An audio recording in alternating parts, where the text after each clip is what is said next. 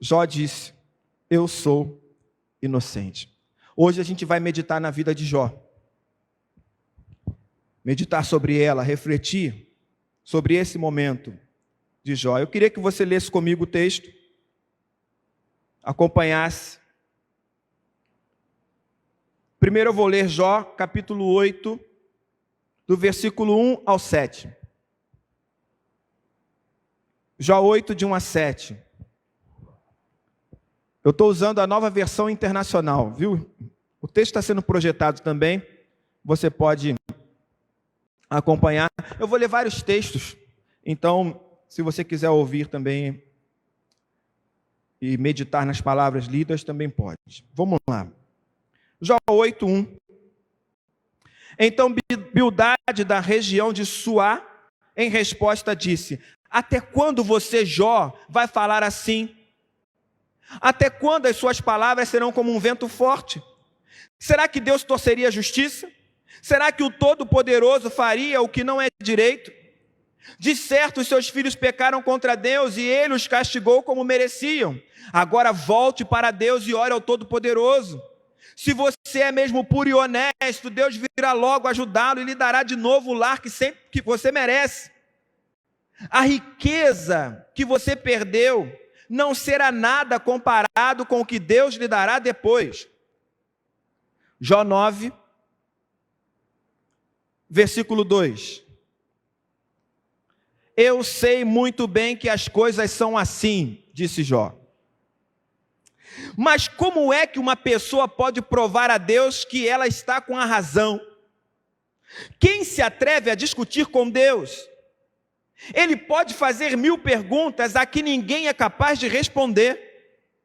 A sua sabedoria é profunda e o seu poder é grande. Quem pode desafiá-lo e vencer? Sem aviso ele muda de lugar os montes e na sua ira os destrói. Deus manda terremotos e o chão treme. Ele abala as colunas que sustentam a terra. Deus dá ordem e o sol não nasce. Ele apaga a luz das estrelas. Deus sozinho estendeu o céu. Ele pisou sobre as costas do mar. Versículo 10. Deus faz coisas grandes e maravilhosas e os seus milagres não têm fim. Deus passa perto de mim e eu não vejo. Ele vai andando e eu não percebo. Se Deus quer ficar com alguma coisa, quem pode impedi-lo? Quem se atreve a perguntar: o que está fazendo? Deus não volta atrás na sua ira. Versículo 14. Quem sou eu então para responder a Deus? Onde vou achar palavras para discutir com Ele? Ainda que eu tivesse razão, eu não responderia. Ele é o meu juiz, só posso pedir misericórdia. Ainda que eu chamasse ao tribunal e ele se apresentasse, não acredito que ouviria o meu caso. Deus me esmaga como uma tempestade e sem motivo aumenta as minhas feridas. Ele não me deixa nem respirar e enche de amargura a minha vida. Farei uso da força? Ele é o forte. Chamarei Deus ao tribunal? E quem o obrigaria a comparecer? Sou inocente e sincero, mas as minhas palavras me condenariam e me declarariam culpado. Sou inocente, mas não me importo com isso. Estou cansado de viver. Para mim, é tudo a mesma coisa. Por isso, digo que Deus destrói tanto os bons como os maus. Se de repente uma desgraça mata pessoas inocentes, Deus ri. Deus entregou o mundo nas mãos dos maus e cobriu os olhos dos juízes com uma venda. E se não foi Deus quem fez isso, então quem foi? Os meus dias correm mais depressa do que um atleta. Eles fogem sem ter visto a felicidade. A minha vida passa como um barco ligeiro, como uma águia quando se lança sobre um coelho. Posso tentar esquecer as minhas queixas, posso deixar o meu ar triste e voltar a ser alegre, mas logo os meus sofrimentos me deixam apavorado, pois sei que Deus não acredita que eu seja inocente. E se Ele acha que eu sou culpado, não adianta nada lutar. O sabão não pode lavar os meus pecados. O sabão mais forte não pode limpar o mal que cometi. Deus me joga na lama, e até a minha roupa tem nojo de mim. Deus não é um ser humano como eu, e por isso não posso responder e nem podemos resolver a nossa questão no tribunal. Para nós dois, não há um juiz que possa julgar a mim e a Deus. Ai, ai. Essa resposta de Jó, ela é completamente diferente, eu tenho certeza, de uma resposta que você imaginaria daquele Jó fantasioso que você ouviu a vida inteira, que é paciente, que não reclamou da vida, que suportou tudo, sem reclamar. Parece uma reclamação para você, essa resposta? Parece alguém que está contendendo com Deus? Parece alguém que partiu para o embate? Na segunda mensagem dessa série, eu te fiz uma pergunta. Eu perguntei: você já teve a sensação de estar sempre tentando fazer o certo, sempre querendo ser o exemplo, se enquadrar, ser o filho obediente, o marido trabalhador, o pai preocupado e zeloso, o irmão companheiro, a esposa perfeita, a mãe maravilhosa, e ainda assim se decepcionar ou quebrar a cara? Se a sua resposta nesse momento for sim, você conhece um pouco da vida de Jó. Veja como a Bíblia apresenta Jó, lá em Jó 1, versículo 1. Diz: ele era bom e honesto, temia a Deus e procurava não fazer nada que fosse errado. Versículo 2, tinha 7 filhos e 3 filhas. Versículo 3, olha só, era dono de 7.000 ovelhas, 3.000 camelos, 1.000 bois e 500 jumentas. Pensa nisso comigo. Jó era bom e honesto, Jó temia a Deus, Jó procurava fazer o que era certo. E o que ele tinha? Ele tinha a quantidade necessária de filhos. Aquela quantidade que diz lá, se eu não me engano é no Salmo 127, né? Que os filhos são herança do Senhor, bem-aventurado o homem que enche deles a sua aljava, não será envergonhado quando pleitear com seus inimigos. Jó não passaria vergonha em frente aos seus inimigos porque ele tinha 7 filhos. Entende? Além disso, diz o texto, Jó 1, versículo 3, que ele era dono de 7.000 ovelhas, ou seja, se o negócio era alimentar gente, Jó era o cara. Ele tinha carne para vender para todo mundo, entende? Ele tinha carne para abastecer até o lugar de sacrifício. O texto diz que Jó tinha 3.000 camelos. Se o negócio era transportar gente, Jó também era o cara. Ele era dono de 3.000 camelos.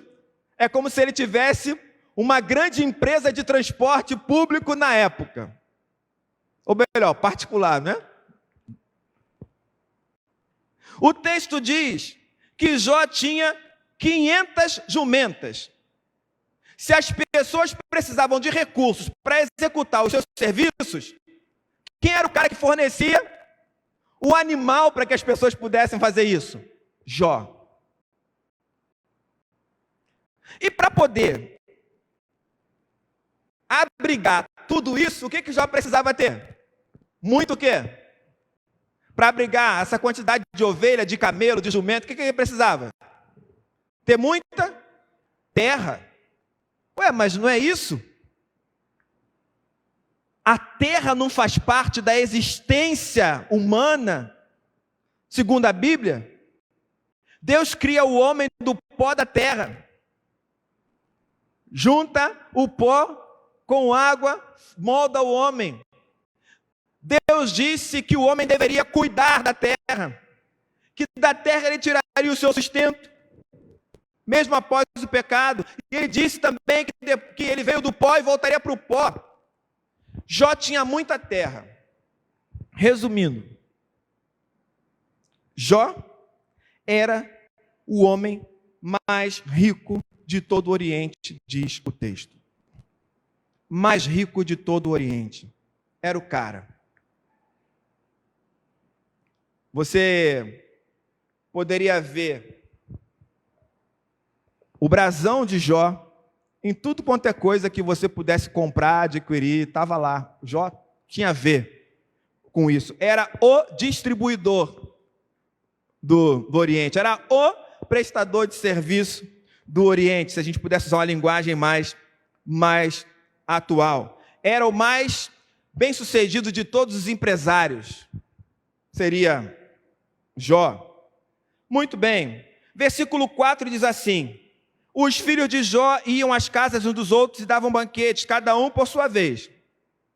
E aí, pensa no seguinte: muito dinheiro, geralmente a família briga, não é? Mas Jó, ele tinha uma família unida, apesar dos bens que possuía. Olha aí.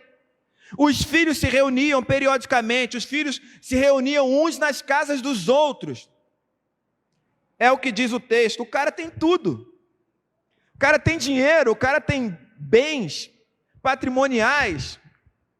O cara tem uma família belíssima, reunida. Tem tudo. E aí eu fiquei pensando nisso enquanto estava lendo esse texto. Não tem um certo sentido que Satanás falou? Ei, quem lembra o que Satanás falou? Quem lembra? O que ele falou para Deus? Deus falou assim: aí, viu meu servo Jó? É um homem temente, íntegro, bom, justo, procura fazer o que é certo. O que foi que Satanás falou? Hã? Ué, e Jó teme a Deus. Debalde, gente, debalde aí não é balde de água não, tá? Debalde aí é em vão. Acaso Jó teme o Senhor em vão? Olha o que você deu para esse cara. Você deu riquezas, você deu terras, você deu uma família maravilhosa. É em vão que ele te serve? E aí eu fiquei pensando sobre isso, porque Jó tinha tudo. E até esse momento, parece que Jó nunca tinha visitado o Vale da Desolação. Nunca. Em nenhum momento até ali, o texto diz que Jó visitou o Vale da Desolação. A vida de Jó era 100% em tudo. E eu fico me perguntando, por que uma pergunta dessas, né? Será que ele em vão teme a Deus? A sociedade da época responderia essa pergunta dizendo o seguinte: olha, Jó tem isso tudo porque ele é um homem justo, bom e íntegro. O texto diz que Jó ainda oferecia sacrifícios, holocaustos para acalmar a ira divina. E para a sociedade da época de Jó, Jó seria como uma árvore. Uma árvore, Salmo 1, plantada junto às correntes das águas, cuja folhagem não murcha e que no devido tempo dá o seu fruto. Jó seria assim. Ué, por que a vida dele é esse sucesso todo, é essa prosperidade toda? Porque ele é um homem justo, porque ele só faz o que é certo. O cara é impecável. A sociedade responderia dessa forma. Por quê? Porque naquela época, a prosperidade tinha mais a ver com o desempenho pessoal do que com a graça divina. A prosperidade seria o pagamento por serviços prestados. E eu fico me perguntando se nós não vivemos um momento em que adotamos esse discurso mais uma vez. Lembra a pergunta que eu fiz? Por que o seu pão tem que cair sempre com a manteiga para cima? Porque você presta serviço eclesiástico para Deus. Porque você assiste os cultos, porque você ora, você até lê a Bíblia. Então é inadmissível você não ter uma vida só de sucesso. É isso? Diz o texto que Jó se levantava de madrugada e oferecia sacrifícios em favor de cada um dos seus filhos para purificá-los. Por que ele fazia isso? Porque pode ser que um dos filhos tivesse pecado. Esse é um dos motivos, né? Pode ser que um dos meus filhos tenha pecado e eu preciso oferecer sacrifícios por eles. Mas não é só isso. Pensa comigo. Se eu estou oferecendo sacrifícios pelos meus filhos, porque talvez ele tenha pecado, significa dizer que, na minha concepção, a graça de Deus, o sucesso, a bênção, tem a ver com alguma coisa que eu faça, que eu sacrifique para Deus, e não com a graça.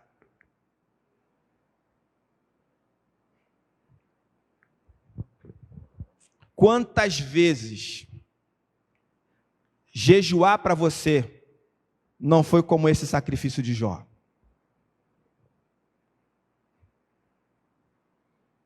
Eu estou jejuando para acontecer isso, isso e isso. Eu estou jejuando para receber aquilo. E se você não jejuar? Entenda que eu não estou aqui falando contra o jejum. Eu estou dizendo que o motivo para você fazer um jejum não deveria ser receber alguma coisa.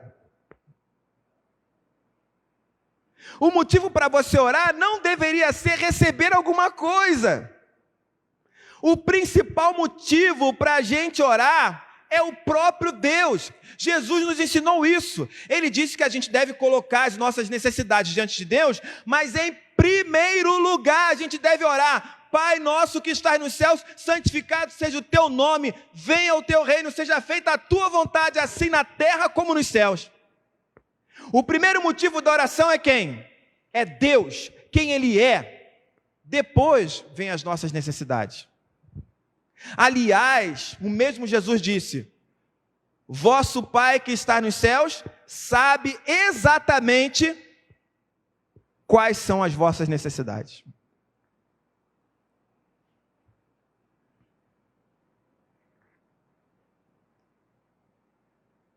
Até quando nos relacionaremos com Deus na base da punição ou recompensa? Até quando seremos meramente religiosos, gente que usa ritos e cerimônias para pagar pelo que se recebeu? Pela graça. Gente que usa ritos e cerimônias para comprar benefícios divinos, como se estivesse usufruindo o título de um clube. E aí, falar em título de clube, eu tenho que explicar hoje, né? Talvez nos anos 80 eu não precisasse explicar isso, mas hoje eu tenho que explicar. O que seria um clube? Eu lembro muito bem quando o Irajá Atlético Clube foi construído de frente para a minha casa, de frente para a minha janela. E eu lembro que, quando criança, como a gente dava um jeito de burlar e entrar no clube. Mas o clube era um clube, entende? O clube não era para qualquer um. O clube era para quem era sócio. Quem não era sócio não podia entrar. Quem não era sócio não podia jogar naquela quadra maravilhosa que tinha lá. Não podia entrar na piscina. Quem não era sócio era barrado na porta. Tinha que ter o título. O clube era para pouquíssimas pessoas selecionadas. E assim, pensando aonde eu morava, eu diria que o clube era para o pessoal que tinha mais dinheiro da rua. Lá onde eu morava na rua, ao lado do clube, onde ficava a bilheteria. Não sei que já foi em Irajá, hoje tem a UPA de Irajá nessa rua. Eu morava naquele prédio ali. Fui criado ali. Pouquíssimos moradores daquele prédio podiam frequentar o clube. Mas aonde está a UPA hoje, tinha uma vila. Uma vila de casas, só de casas de 2 andares e 3 andares. Uma vila que ia dali da minha rua, tomava todo aquele território da UPA, e até lá perto da Igreja Universal em Irajá. A vila ia até lá. A vila foi demolida porque houve uma desapropriação quando cogitaram construir o metrô em Irajá. Disseram que o metrô ia passar ali e demoliram tudo. Né?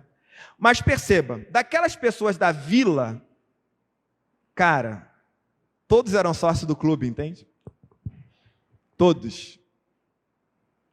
Mas o pessoal do prédio, não.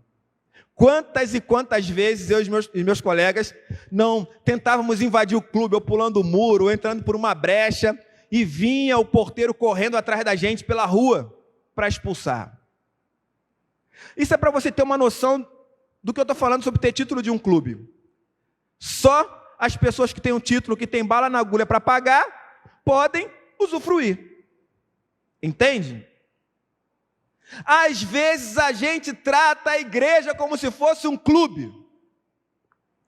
Nesse sentido, se eu dou meu dízimo, se eu oro, se eu leio a Bíblia, se eu frequento a igreja, Deus tem que me conceder os benefícios do título. Uma vida isenta de sofrimento, isenta de dores, isenta de dificuldades. Eu estou pagando para receber isso. Se você é desses que vem depositar o seu dinheiro pensando na retribuição, você faz parte desse grupo aí, meramente religioso, entende?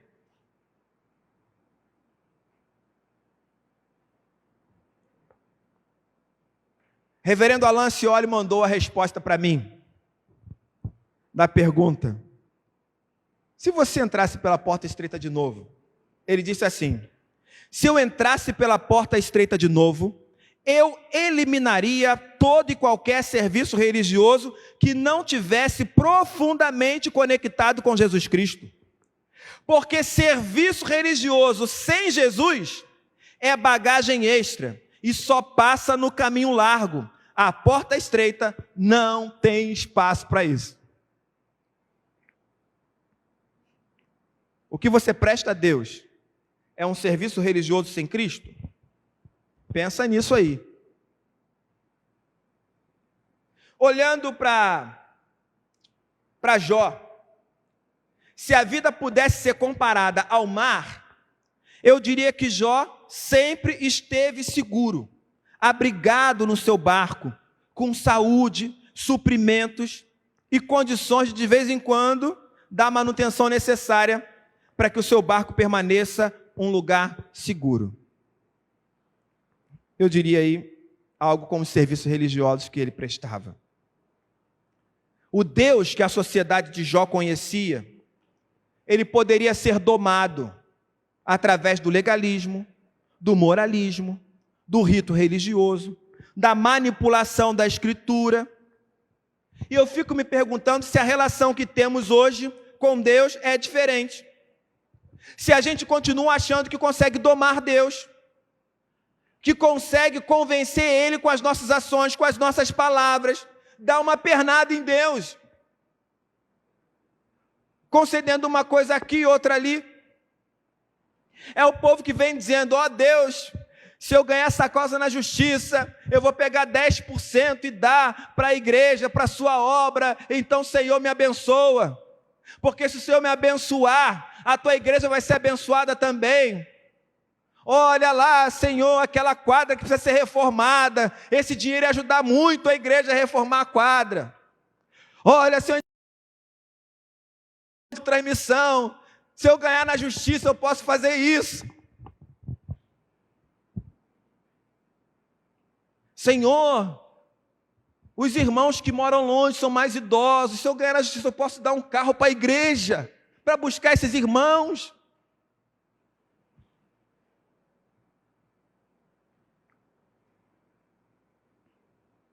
De uma hora para outra, Jó foi lançado para fora do barco. Deus que estabelece as condições.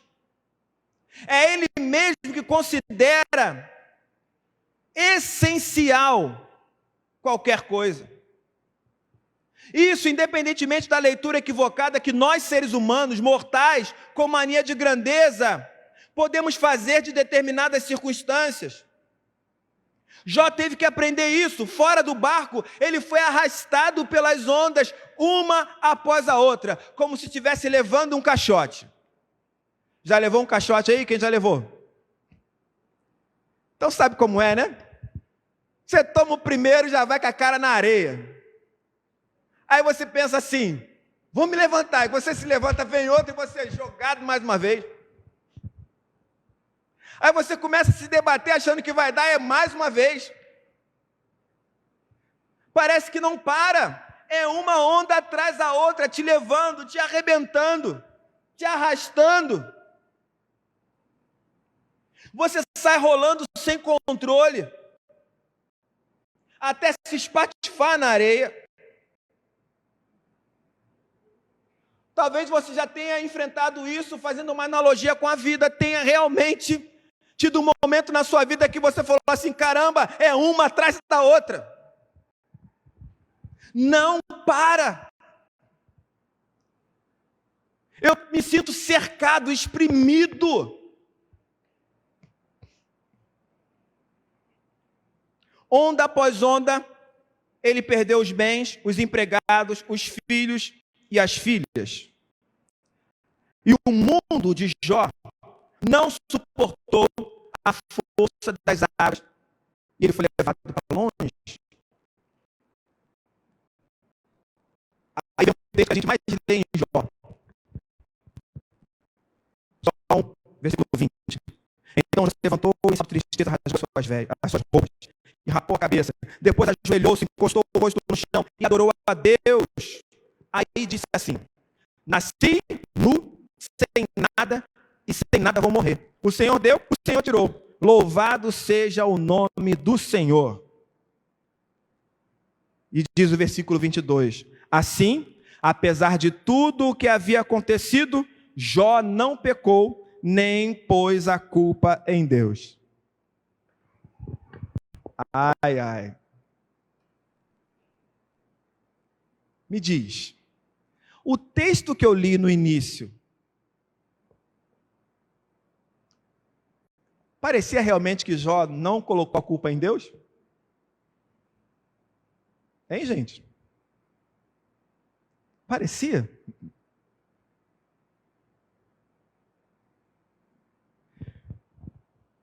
Tudo o que Jó perdeu antes de falar aqui, estava fora dele. Os bens, os filhos, as filhas. Essa fala aqui não foi uma fala posterior a Jó ter ficado doente. Quando ele diz, nu saí do ventre materno, nu para lá voltarei, o Senhor deu, o Senhor tirou, bendito seja o nome do Senhor, ele não está falando sobre sua saúde. Ou seja, vamos lá, como diz o jargão popular, saúde e paz, que o resto a gente corre atrás. Se tem saúde, será que não foi mais ou menos essa lógica? Perdi meus filhos, minhas filhas, perdi meus bens, mas eu sou um cara inocente, eu sou um cara íntegro, eu sou um cara certo, eu vou continuar trabalhando, Deus vai me dar tudo de novo.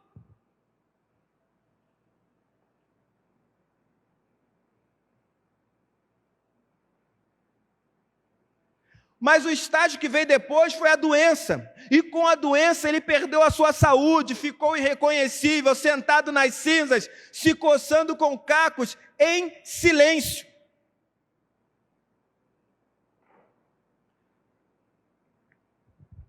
E aí eu quero que você pense em algo muito importante sobre a sociedade de Jó.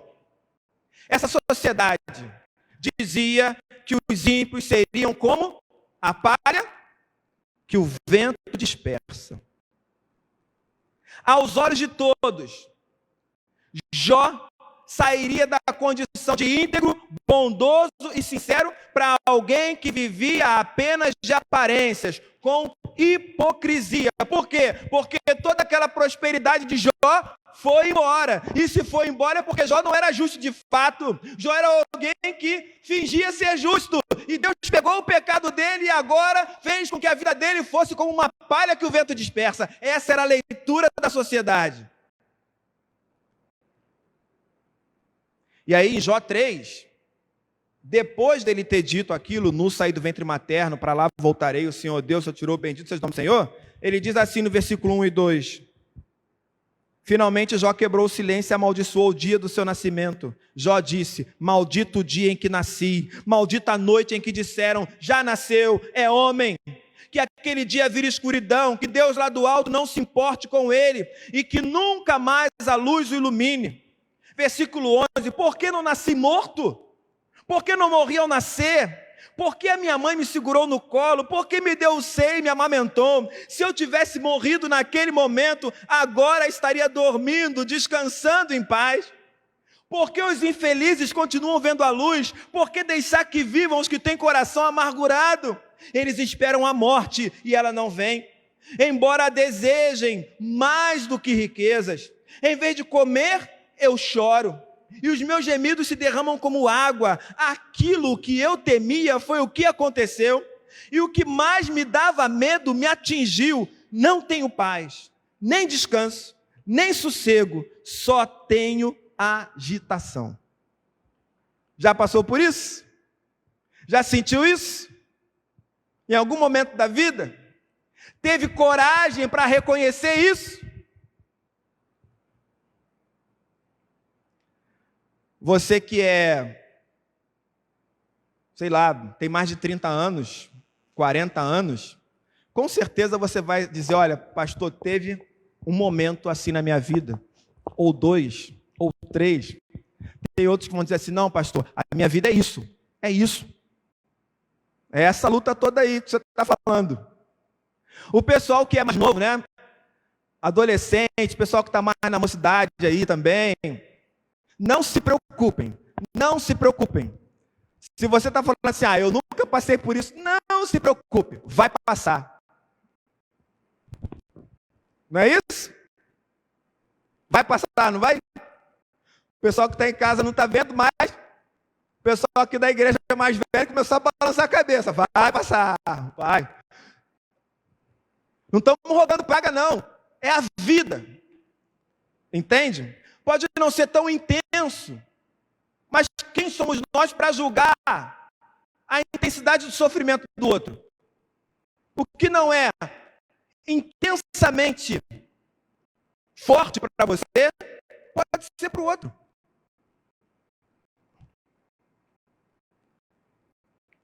O fato é que se sentir assim, perseguido por algo maior e mais forte que você, cercado por todos os lados, espremido pela vida, sentir que você está sendo julgado por pessoas que deveriam ser suas amigas e ajudar você a atravessar a vida, não foi privilégio para Jó. Todo ser humano, mais cedo ou mais tarde, vai enfrentar uma situação dessa. Então, o texto que a gente leu no início foi um texto que tratou da resposta de Jó ao julgamento feito por seus amigos. Um deles chamado Bildade, a resposta para Bildade. Mas Jó não parou nessa resposta. Jó não parou na fala ao amigo que o estava julgando. Ele expressou a sua indignação também através de uma oração. Eu queria que você abrisse agora em Jó 10, versículo 34, que é a sequência desse texto que a gente leu no início, em Jó 9. O texto vai ser projetado também. Jó 10, 34, vê lá o que diz. Olha a oração de Jó.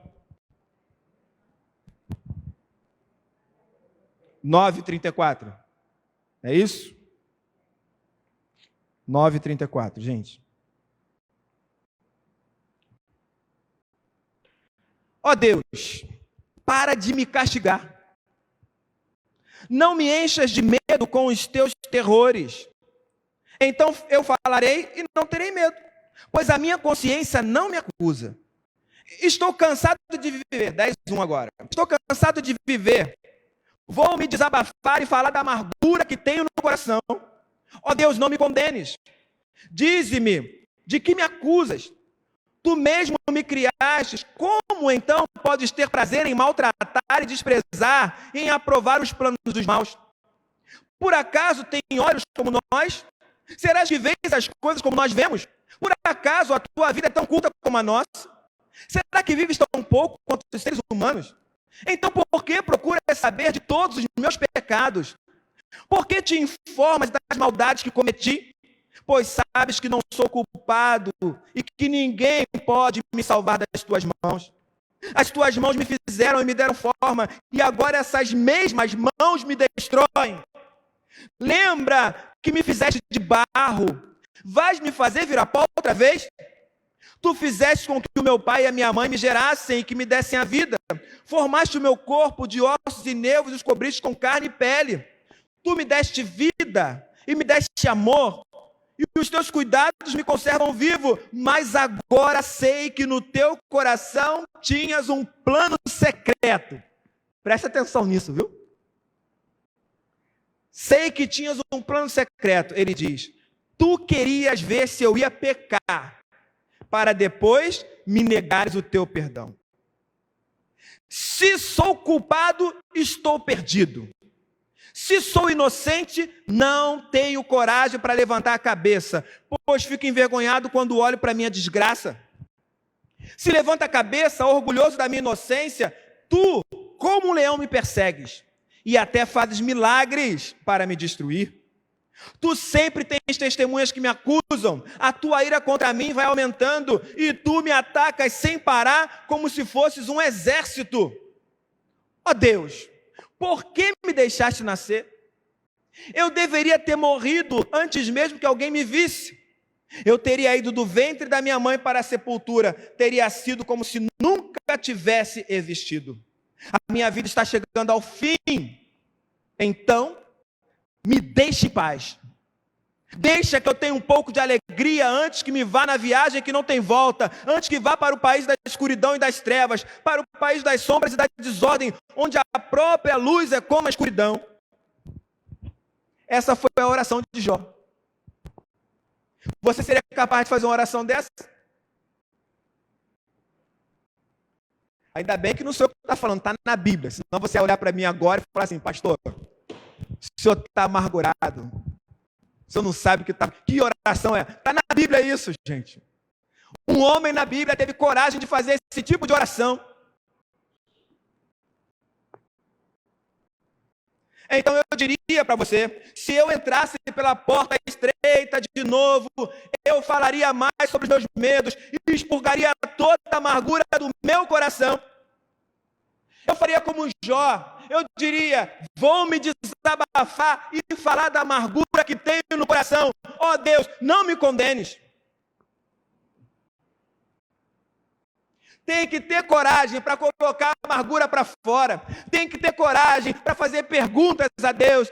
Tem que ter coragem para buscar os porquês da vida, do sofrimento. Tem que ter coragem, tem que ter muita profundidade na sua relação com Deus para conhecer um Deus que não te abandona, independentemente das interrogações que você tenha, dos questionamentos existenciais que você tenha.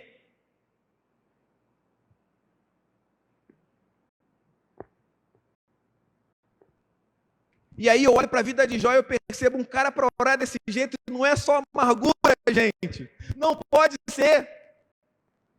Um cara que ora desse jeito não é um cara que simplesmente prestava serviço religioso a Deus.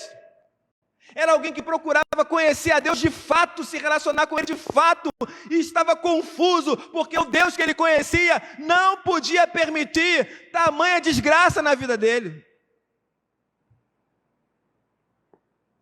É como se Jó estivesse sendo traído pelo seu amigo.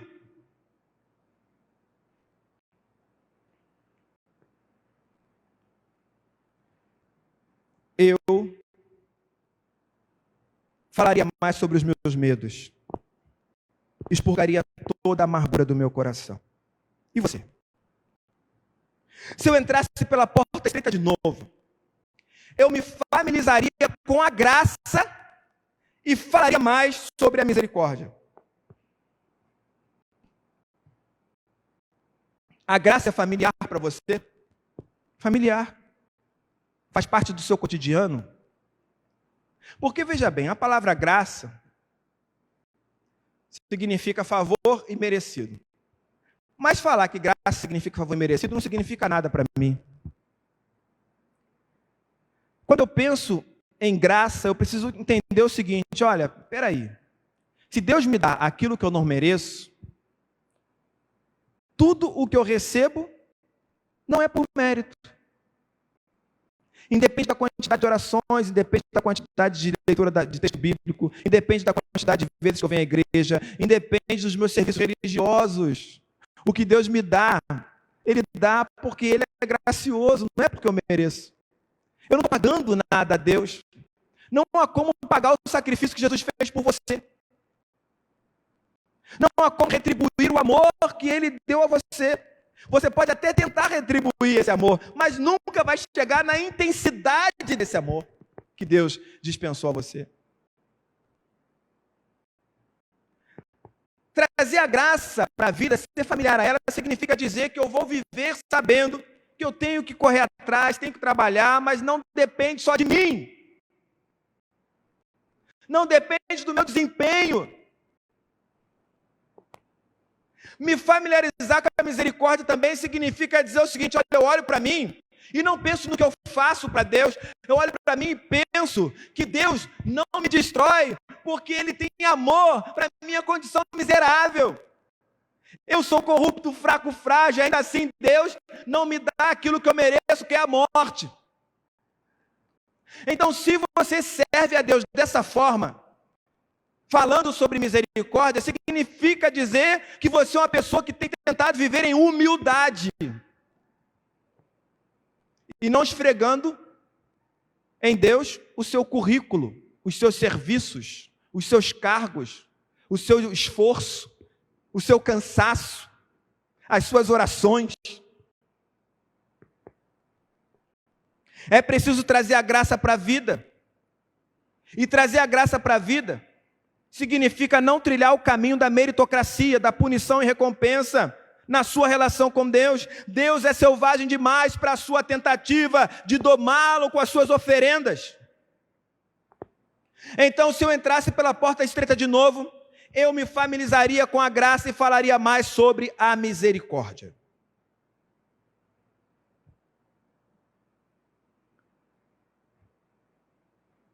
Se eu entrasse pela porta estreita de novo, eu jamais cederia à tentação de colocar Deus no banco dos réus.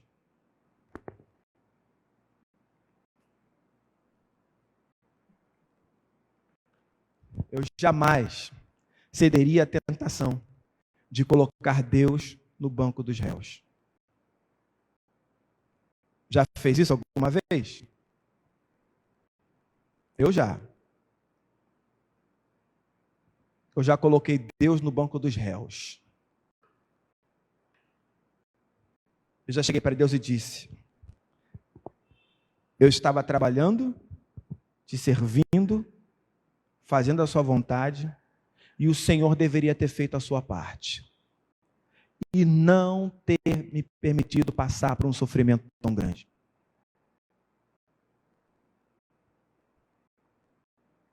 A partir de hoje, eu só vou conversar com o Senhor o essencial. Não o essencial, aquele essencial que é necessário. É aquele essencial de uma esposa e um marido que nós estamos se falando, entende? Nesse sentido. Eles estão se falando, mas não estão se falando, entende? É isso. Coloquei Deus no banco dos réus. Quem perdeu? Quem perdeu, gente? Hã? Eu perdi.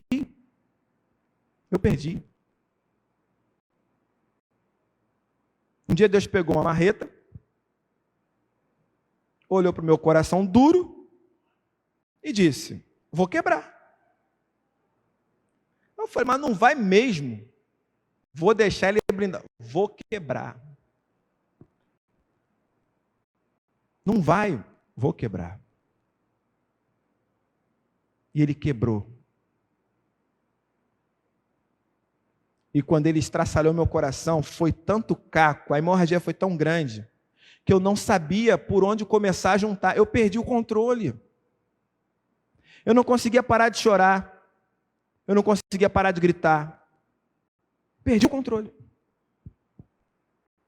Até que tudo aquilo saísse. Até que eu começasse a me esvaziar. Tiago diz, só existe um legislador juiz. Paulo disse, os juízos de Deus são insondáveis, os caminhos inescrutáveis. Não tente colocar Deus no banco dos réus. Entende? Eu quero que você pense nisso. Se eu entrasse pela porta estreita de novo, eu jamais cederia à tentação de colocar Deus no banco dos réus, independentemente da situação que eu estivesse atravessando. E olha que eu tive muitas oportunidades para fazer isso. E impus algumas condições para Deus.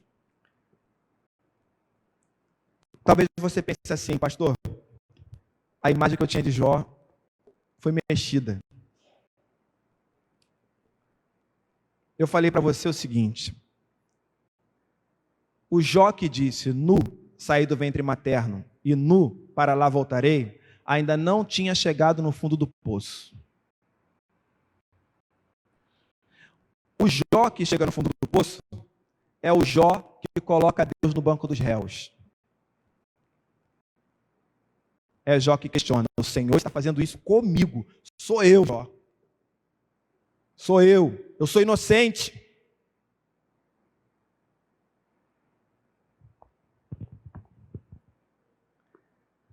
Essa oração toda de Jó partiu para o embate. Essa amargura toda que ele diz que vai botar para fora. Veja o que Jó disse depois. Veja como a história de Jó se fecha.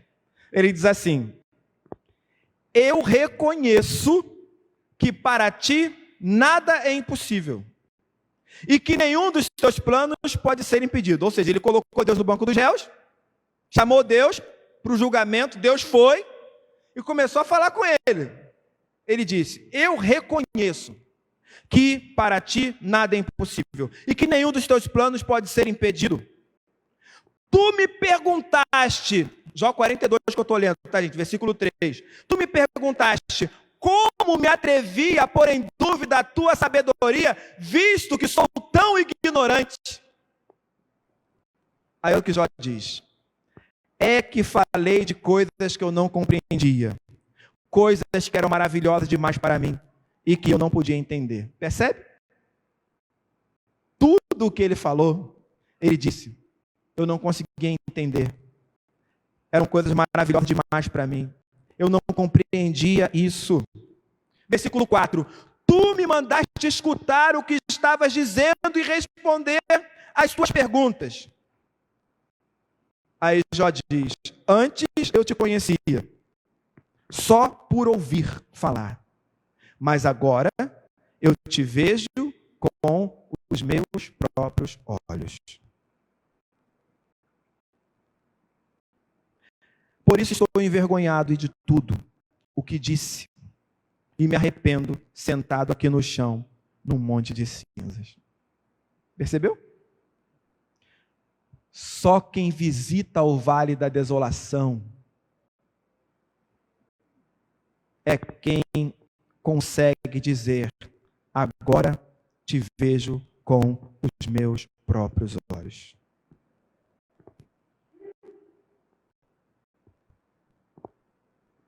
Ouça a letra de uma música que eu recebi recentemente, o André me enviou, compartilhou comigo. Diz assim, na dor, todo mundo é igual. Na dor, todo mundo chora. Na dor, a gente lembra de fugir do mal. Quando ela passa, a gente esquece e volta. Na dor, a gente quer perdão. Na dor, pedimos mais misericórdia. Na dor, a gente quer ter mais gente em volta. Quando ela passa, a gente quer discórdia. A dor é professor para a nossa sanidade, para quem é humilde, para ouvir a verdade. A dor é professor, nos põe em igualdade. Quem poderia ensinar a humanidade? A dor. A dor. Quem sofre quer ficar de pé. E todo mundo reza noite e dia. Deus vira pai. Os homens são irmãos de fé. E quando passa tudo, é utopia. Na dor, ele se fez igual. morreu a morte para mostrar a vida. A dor parece iluminar esse velho portal para o mundo ver que existe uma saída. Reverendo Adelino Santos disse: se eu entrasse pela porta estreita de novo, eu aproveitaria para diminuir a bagagem e procuraria andar mais devagar pelo caminho após a porta, sem a pressa de me ver livre das dificuldades do caminho estreito, e sim desejoso de aprender com ele. Entrem pela porta estreita, porque a porta larga e o caminho fácil levam para o inferno. E há muitas pessoas que andam por esse caminho. A porta estreita e o caminho difícil levam para a vida. E poucas pessoas encontram esse caminho. Entrar pela porta estreita não nos isenta do sofrimento. Nós caminhamos em um mundo de aflições. A nossa jornada é uma marcha de ajustamento. E ser ajustado, aperfeiçoado, dói. Mas Deus sabe exatamente até onde vai a nossa elasticidade. E não nos permitirá enfrentar provações além das nossas forças. Ele prometeu que estaria conosco todos os dias, até o fim. E se você entrasse pela porta estreita de novo? Feche seus olhos.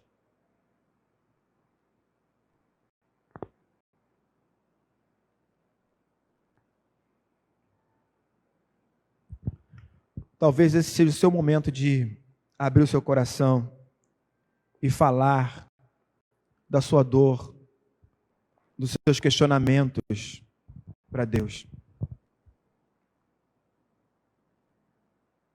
Seja a hora de você romper o silêncio da sua alma e permitir que o Espírito Santo fale a você, para que você perceba que não está sozinho. Outras pessoas também, ao longo da sua trajetória, falaram de coisas que não conheciam, que não compreendiam, se arrependeram e agora que visitaram o Vale da Desolação, veem Deus com os próprios olhos.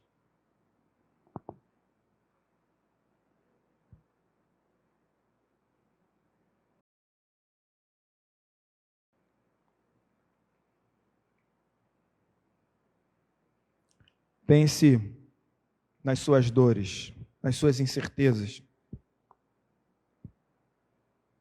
A gente vai orar.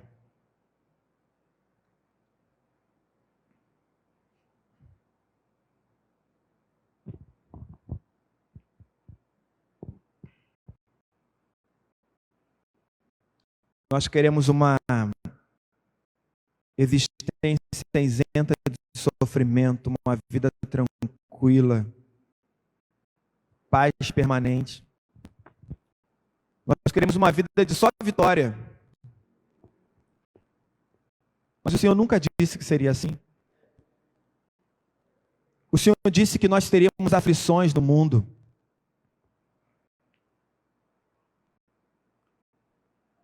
E nos incentivou a continuar com ânimo. O Senhor se esvaziou, veio até nós em Cristo e também partilhou do mesmo trajeto, sofreu as mesmas dores, se entregou, se deixou morrer naquela cruz. Também foi injustiçado, zombado. Também se decepcionou com os amigos. Foi questionado por seus parentes. Foi rejeitado por uma cidade. Foi abandonado, traído. Como muitos de nós. Mas o Senhor completou a sua carreira. Subindo naquela cruz, morrendo e ressuscitando ao terceiro dia. Essa foi a possibilidade que o Senhor nos deu, de não ficar somente olhando para a morte, mas saber que a eternidade já começou, nós podemos prosseguir. Muito obrigado por isso, Senhor. Mas nos ajude a centrar nossa vida em Ti. Nos ajude a trazer a graça para o dia a dia, a falar mais de misericórdia, da Sua misericórdia, e não dos nossos acertos, e não da nossa vontade, e não das nossas habilidades. Nos ajude a contemplar as nossas fraquezas, a colocar a amargura para fora e saber que o Senhor está conosco em todo momento, nos abraçando, nos acolhendo, nos amando, que é o que nós precisamos para viver nesse mundo tão injusto, tão corrupto, tão mau quanto nós somos.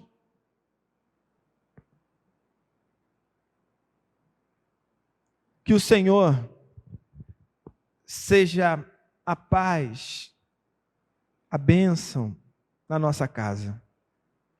Que a Tua presença nos encha e que o nosso lar seja luz para todos os povos. Em nome de Jesus. Amém.